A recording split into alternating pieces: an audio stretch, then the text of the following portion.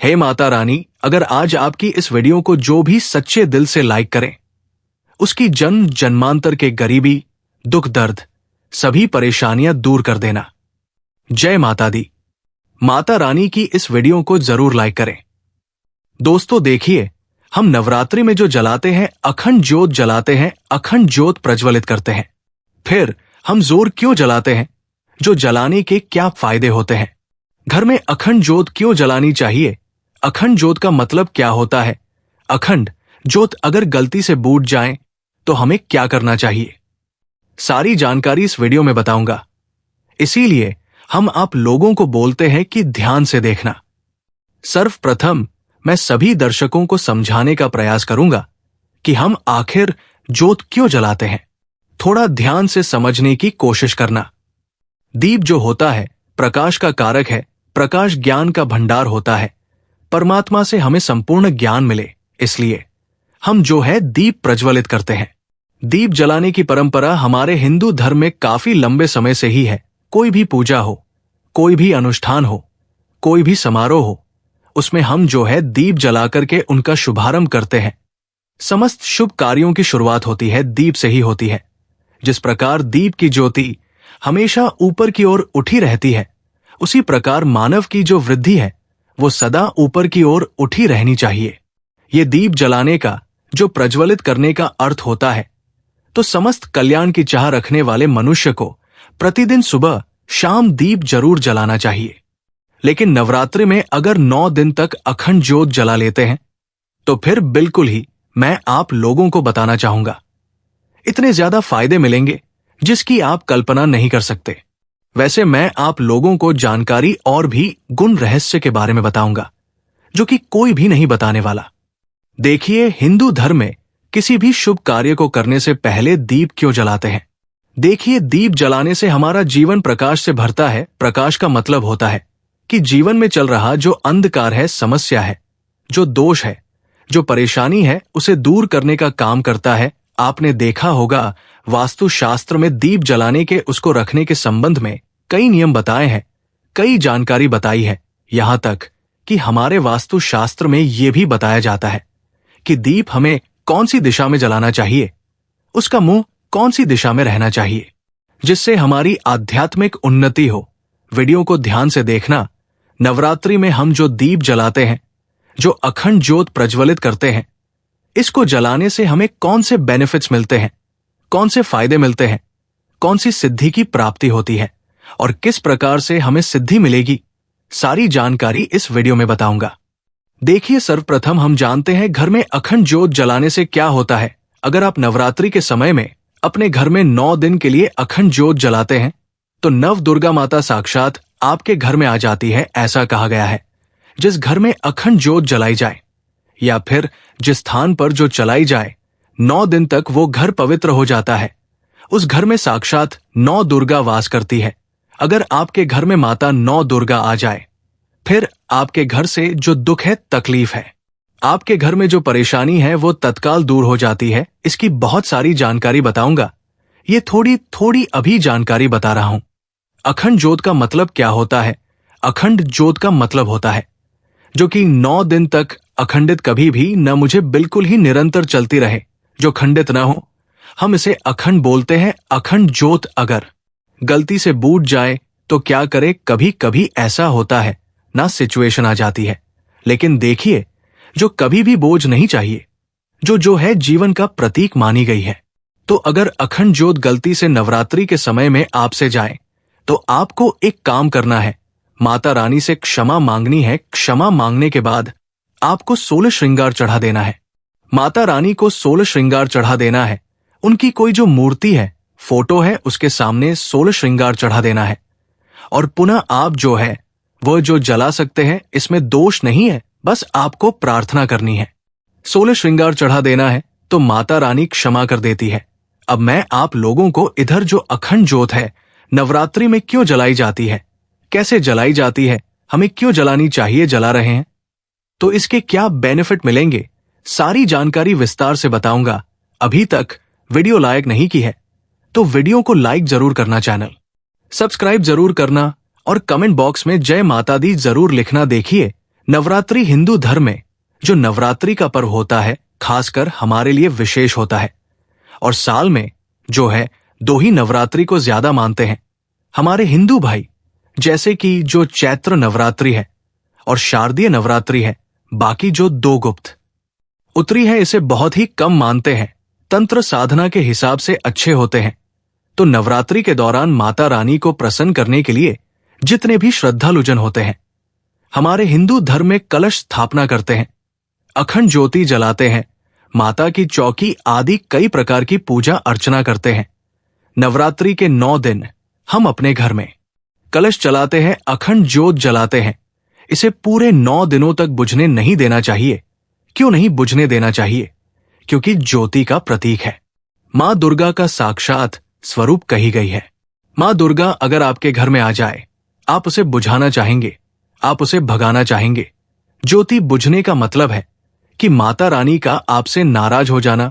तो नवरात्रि के 9 दिन तक देवी मां को प्रसन्न करना चाहते हैं, मनवांछित फल पाना चाहते हैं, तो गाय का जो देशी गाय है, इनके घी की अखंड ज्योत प्रज्वलित जरूर करें।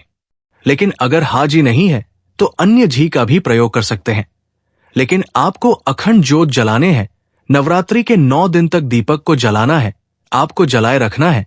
इसे ही हम अखंड ज्योत बोलते हैं। और ऐसा मानते हैं नवरात्रि के समय में अगर आप जो दीपक जलाते हैं, अखंड ज्योत जलाते हैं, तो घर परिवार में सुख शांति बनी रहती है, सभी कार्य सिद्ध हो जाते हैं।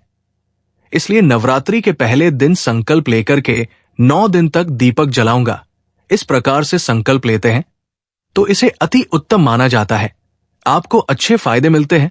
अखंड ज्योत जलाने की कुछ विधि भी है, जैसे कि नवरात्रि के दौरान जलाया जाने वाला जो दीपक होता है, अखंड ज्योत होती है। इनके कुछ नियम होते हैं जिनका पालन करना जरूरी होता है।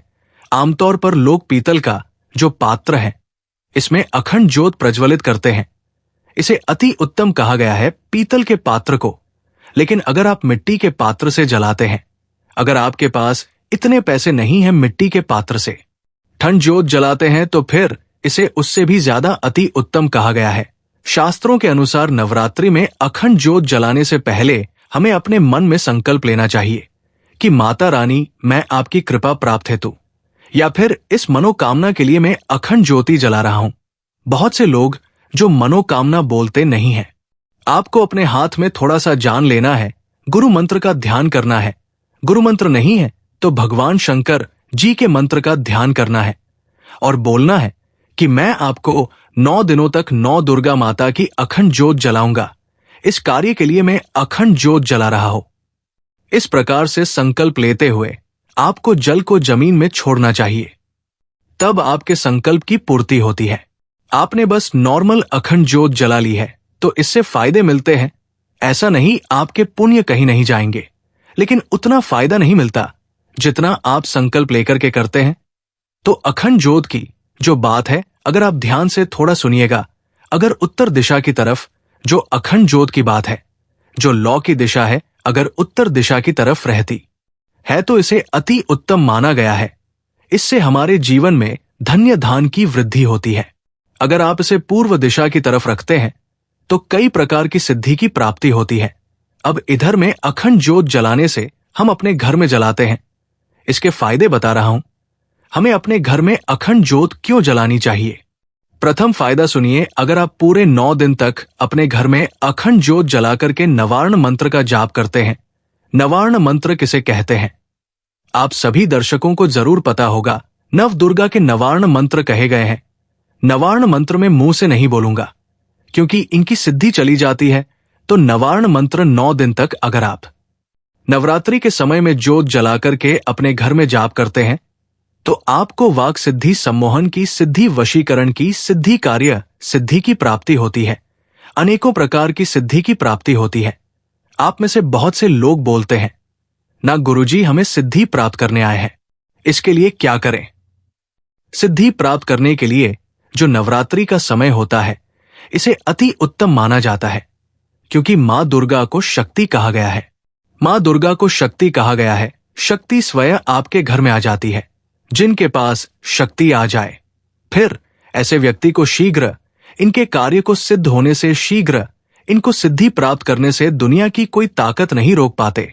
जितना ज्यादा हो सके 9 दिन तक आप जो है अपने घर में दीप प्रज्वलित करें, ज्योत प्रज्वलित करें और नवार्ण मंत्र का जाप। अरे नवार्ण मंत्र का जाप करने से दुनिया की सारी सिद्धि आपको प्राप्त हो जाएगी, लेकिन आपको 1.25 लाख जरूर जाप करना है। आप में से बहुत सारे लोग बोलेंगे, गुरुजी 1.25 लाख तो बहुत होते हैं। नवार्ण मंत्र बहुत ही छोटा मंत्र है। अगर आप 5 से 6 घंटा भी अपना शुरू करते हैं नवरात्रि के समय में 9 दिन तक, तो सब आज आप हो आता है। और कोई भी जो मंत्र होता है 1.25 लाख बार जपने के बाद ही अपना तीव्र रूप से प्रभाव दिखाते हैं। जितना ज्यादा नवार्ण मंत्र जाप करेंगे अपने घर में जो जला करके, उतनी ही ज्यादा आपकी अध्यात्म उन्नति होगी, आपको सारी सिद्धि की प्राप्ति होगी। मैं वीडियो में आप लोगों को किसी दिन और इसके बारे में विस्तार से बताऊंगा। अभी जो के बारे में बता रहा है छोटी जानकारी बता रहा हूं।